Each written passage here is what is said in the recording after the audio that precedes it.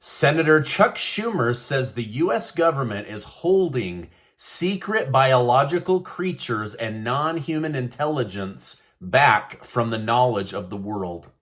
Trump will be arrested and possibly jailed in Washington, D.C. in the next few days, and Vladimir Putin pummels southern Ukraine with even more deadly missile attacks. Thank you so much for liking and sharing these videos on Twitter and Facebook. It really helps me out, so thank you so much.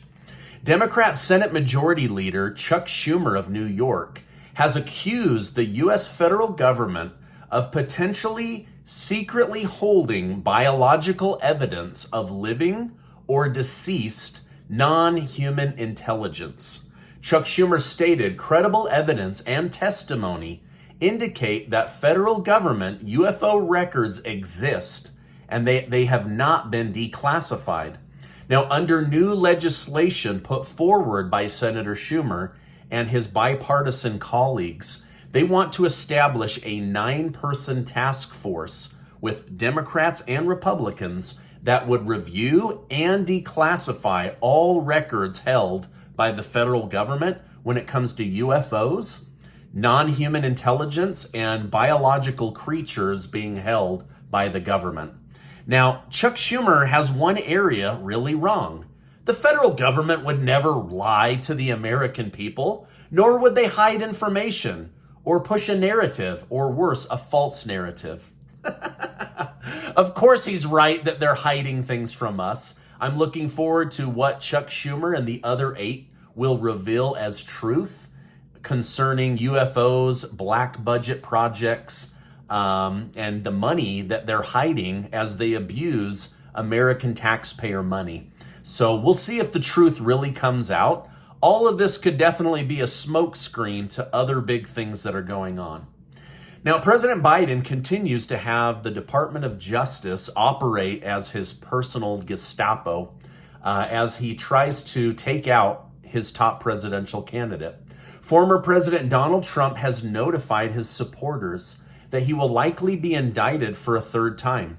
Trump stated, deranged Jack Smith, the prosecutor with Joe Biden's DOJ, sent a letter stating I am the target of a January 6th grand jury investigation and giving me a very short 4 days to report to the grand jury, which almost always means an arrest and indictment. Now, I've been involved in lawsuits and legal disputes over my 20-year career. 4 days notice on a major crime is very, very short notice. To me, this looks like they aren't wanting to bring him in for testimony. They're wanting to grab him, arrest him, and possibly jail him in a Washington, D.C. jail. Now, can Trump get a fair trial in Washington, D.C.? I don't think so. 94% of that city votes Democrat. So how is a presidential candidate, whether guilty or innocent, I'm not saying what he is, how can he get a fair trial in a place where 94% of the country hates your guts? He can't. And that's exactly why they're hauling him back to Washington, D.C. Now, White House Press Secretary Karine Jean-Pierre claimed that news of Trump's coming indictment is an example of President Biden respecting the Justice Department's independence. She stated Biden has been very, very steadfast on making sure that the rule of law comes back in his administration, comes back in the White House, and clearly the administration more broadly, and that's what we have seen. You know what else he wants to come back? Himself to the White House in 2024. Now, according to what we know, it doesn't seem that Biden follows the rule of law himself, nor does his family. But what does he care? He's at the top of the king of the mountain, right? And he gets to play the game the way he wants. Now, let me know in the comments down below. Do you really believe that Joe Biden is unaware of what his Department of Justice is doing? Or do you think that maybe he has a little hand in getting his top competitor thrown in jail so that he can go against Ron DeSantis of Florida? Let me know your thoughts down below. Honestly, I want to hear from you. Now, I think the only way he's unaware is because he has mild dementia. It's obvious that he does, but I may be wrong.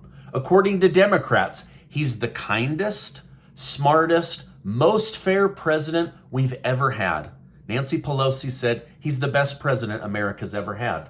So maybe I'm wrong. Maybe he has no involvement. He's just a really honest guy.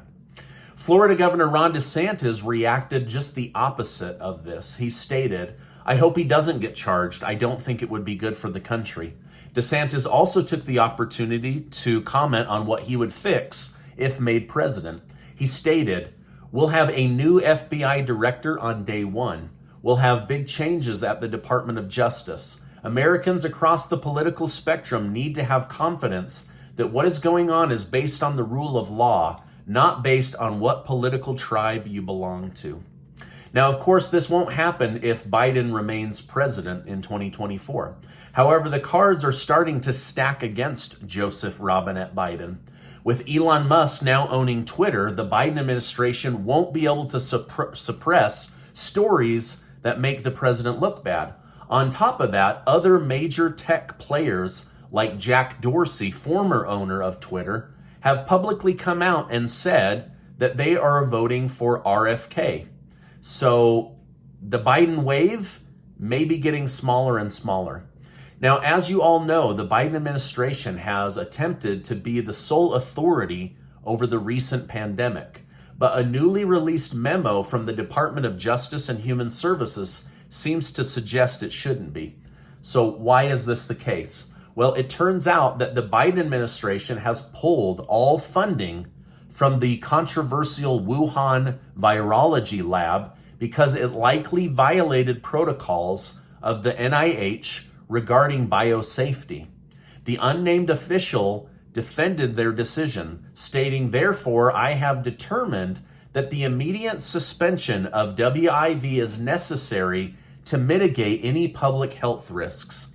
So they don't want to admit that this was a man-made virus funded by Anthony Fauci in the Wuhan lab, yet they're now pulling all of the funding so it can't happen again. I mean, the first time. It can't happen the first time, right? These guys know exactly what happened, and you and I, we're on to it.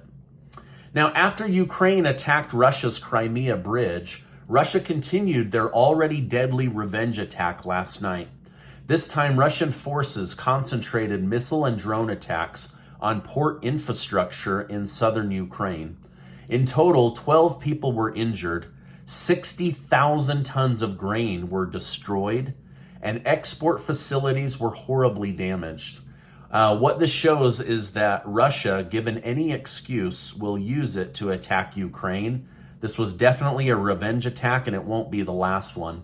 Sadly, I think this is just the beginning of a major assault on Odessa and other parts of southern Ukraine.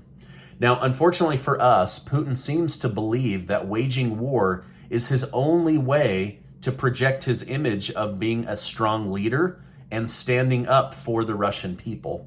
For instance, Putin just backed out of going to his own Summit BRICS group in South Africa because he's worried about assassination attempts or being arrested for international crimes. So although he's strong and many countries respect him, including the Russian people, he's not risking leaving the country of Russia because he's worried he'll be arrested for war crimes.